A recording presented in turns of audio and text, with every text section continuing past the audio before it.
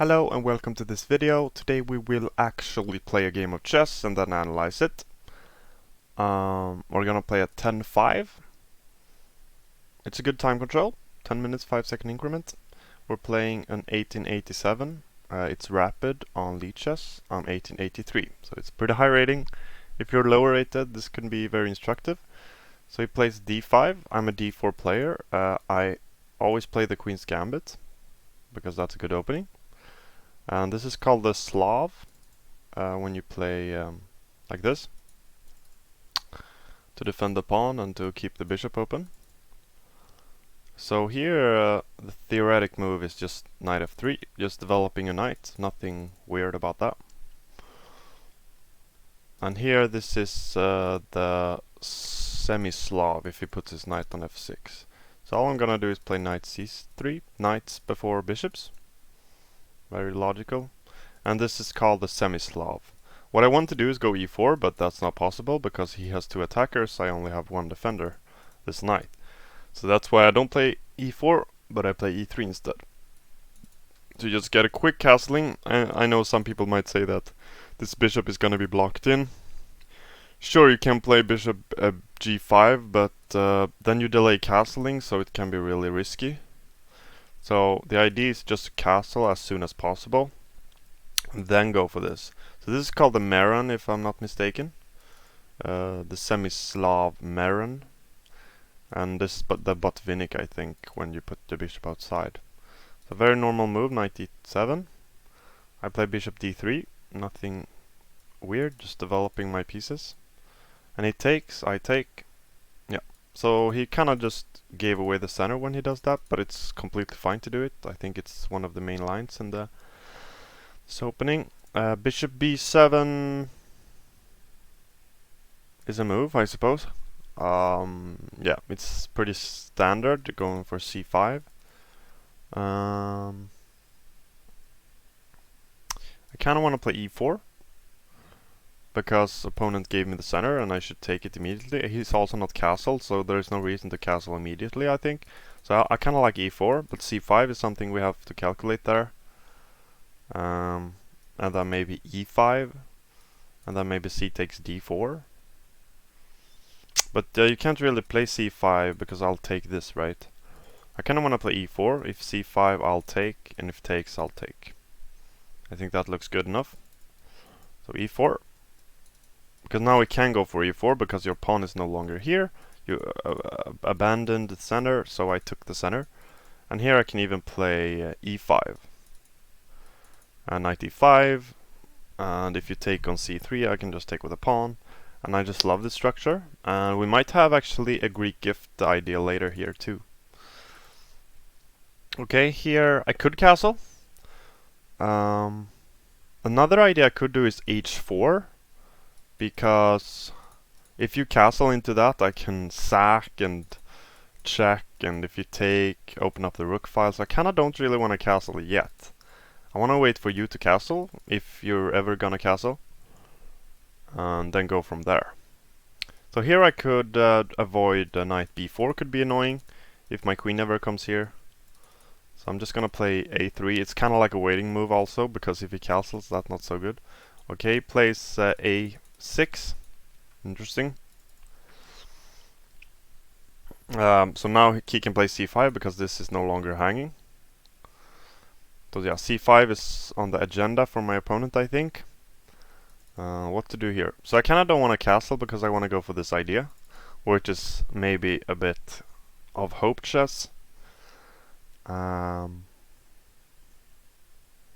Maybe I can play b4 here, just preventing any c5, right? b4, I kind of like b4. Okay, b4 just hangs a knight, right? So don't do b4. So maybe we can take. Actually, taking seems good because if you take with a pawn, your bishop is just gone. Like, there's nothing for your bishop. That's going to be a bad bishop. If you take with the other pawn, this bishop might still be bad. Can't really push. So I think I'm going to actually take that knight, which is maybe a bit surprising to some. But my knight weren't really doing anything here anyways, and now this bishop is kind of trash. Like, he wants to go for c5 now that option is gone, which is good for me. Now I'll just like calmly develop and play rook c1. Still waiting for him to castle, because that would be a big mistake, I think. So he's not gonna castle, which makes my life a bit harder. Could be an easy game if you just castle, but he doesn't, so that kinda sucks. For me. Yeah, I should just castle, honestly.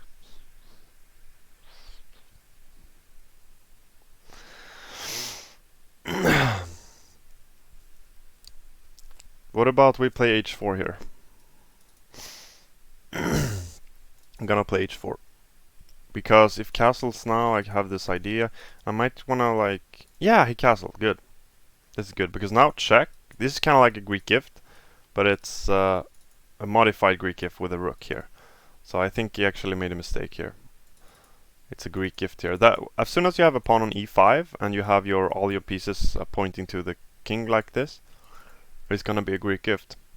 Just like we saw in the game I played yesterday. To check. And I think the best move is actually to come here, which is crazy. King g6. But if you come back, I will win. Like, instantly. Yeah. King g6 is a good move.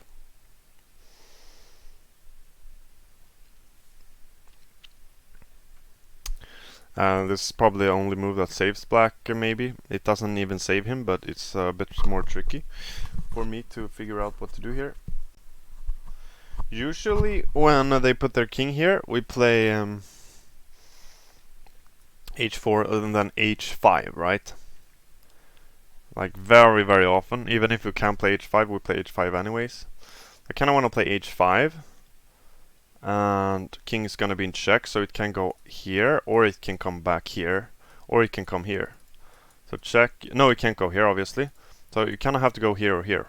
To f5 or to h6. So h5, f6, then I win your queen because my bishop. And if you come here, I'm probably having moves like this. Check. Note that the knight's still defended. And isn't that mate? I think that's even mate. So I'm gonna go h5 here. I think this is gonna be a short game, actually. Okay, isn't this mate? Am I missing something? It is mate. Yeah. So that's how he can beat 1887 in a couple of moves there. It's usually like a Greek gift situation that gets you into this. Like, you would be surprised how many games I have that goes like this. Just a quick Greek gift and then the game is over. I'm not trying to be like brag or no, nothing like that. I want to educate and tell you guys that playing the Queen's Gambit usually actually leads to Greek gift positions, especially semi-slav, and delaying castling can be really good, but it's kind of like I tricked him because I kind of waited for him to castle, because then it's just instant win. So it's actually a mistake here for him to play castle.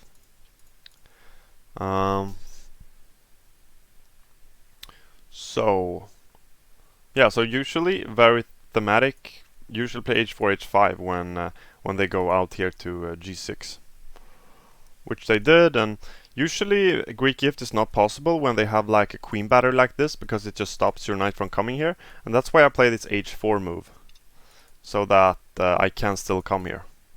Sometimes they trade off their bishop and then you don't have to play h4 first, and you can just go for the kill immediately. But here, when they line up like this, even the engine sometimes say like h4 is good here, especially after black castles. So this is very instructive. Just be sure you have a pawn e5, and that's even goes back to here. When I play e4 here and e5, I'm already thinking about the Greek gift. Like, as soon as I play e5, it's just Greek gift in my mind. That's everything I'm thinking about when everything is looking at the king side like that.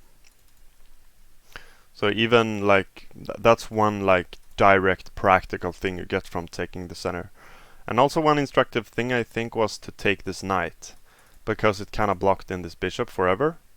Like this bishop ain't gonna, like, you have to break in order to make your bishop useful, right? But this bishop is just gonna be completely blocked off all game because of that pawn. And even if you took like this, maybe it's a bit better for black, but I'm not sure, dude. I also have option maybe of going e6, takes and check or stuff like that, you know. I might have something like that. And also I'm not sure c5 actually works so well here in such a position, but it's a bit more complicated. So maybe it would have been better to take with the e6 pawn. But yeah, that was a good game. Maybe we can learn something from this too. Let's go down and also maybe we should look a bit at the theory here. I think this is pretty standard stuff. Yeah. But I was a bit cheeky when I, played waiting moves like these. I kind of just wanted him to castle because that would just make me win. If he doesn't castle, I'm not entirely sure what to do actually. Like, usually people end up castling eventually, right? But if he doesn't castle, he's probably gonna be totally safe because the center is so blocked off now, right? So actually I don't see a reason for black to castle here. So if you play the semi-slav, maybe reconsider castling in these kind of cases when white has a pawn on e5. Because the thing the pawn on e5 does is it removes the very vital defender on knight f6. This is a huge defender of the king side usually, because that makes this Greek gift impossible. So that's why e5 is really good in this type of structure, because the knight has to move, and then you just have the Greek gift. Because now there's too few defenders. All of the pieces are on the queen side and none on the king side. But okay, let's request a computer analysis, see if we made any mistakes. So it thinks I made one mistake. Engine thinks I did one mistake, and that mistake was to not take the knight here.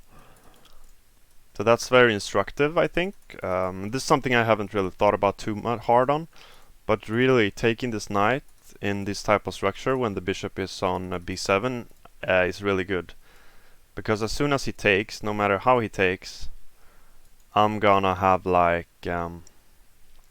his bishop's gonna be completely blocked off, and he wasted so much time to go for this idea, and I don't think this idea works together with the knight e5. Also, this was apparently a blunder, but yeah, just because I should take it. So that's basically the thing. And also, you could take with this, but I mean, if they take with the c6 pawn, we just discussed that this bishop will be ugly and just not be able to break out like ever. But if they take with the e6 pawn, that seems to be a bit better, because now you can maybe break out with c5 in the future after you defend this pawn, because otherwise I take that. And you kind of make your bishop come alive, so this seems more logical. But in this case, it seems like Engine likes some e6 ideas in a couple of cases.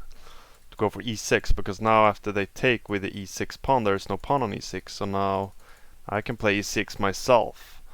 So Engine suggests castles here, and then let's say you want to defend this pawn, so you can go for c5 as black. So let's say you play a6. Then apparently queen c2 is really good once after I play this e6 move. This vital e6 move. Say they take, and then queen c2 seems to be really good. Attack this pawn, and say h6 has been played here before. Then I do come in here, and this has to be just very good for white. Black loses castling rights, and so on. They cannot castle, I'll take this. And what else do you play here as black? You kinda got a castle, but I mean, this is not so good for black here. So that's one idea you can go for. However, one thing I think about here is that we still have the same position as before with h4. We could maybe just ignore this h6 e6 idea and go for h4 actually, and that's a second choice by the Engine. and just go for the same thing, that if you castle, this is completely over.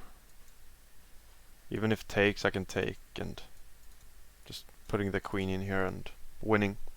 Also, there's a funny line where we take, you come here, I come here to mate, you get some space for your king to get out, and then you play g6.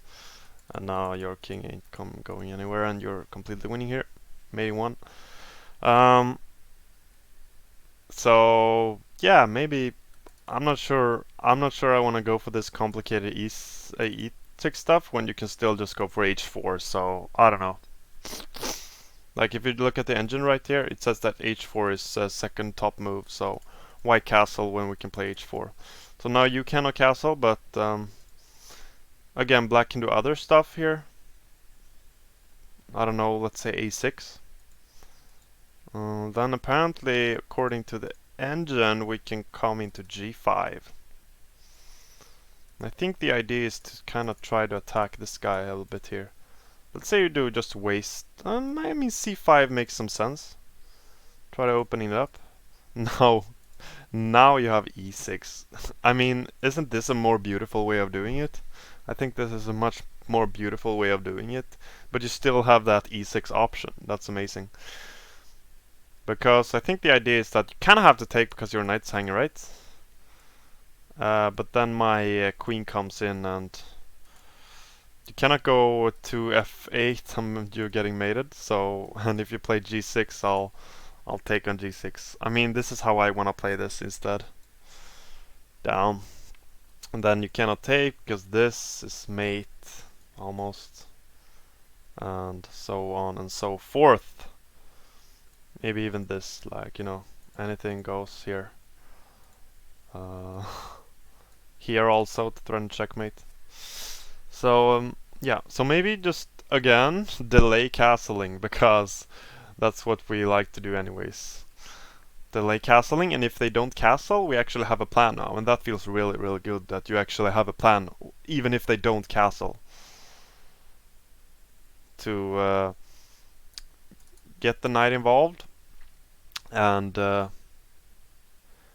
go for this e6 idea. If they play here, I can go for e6. c5, e6.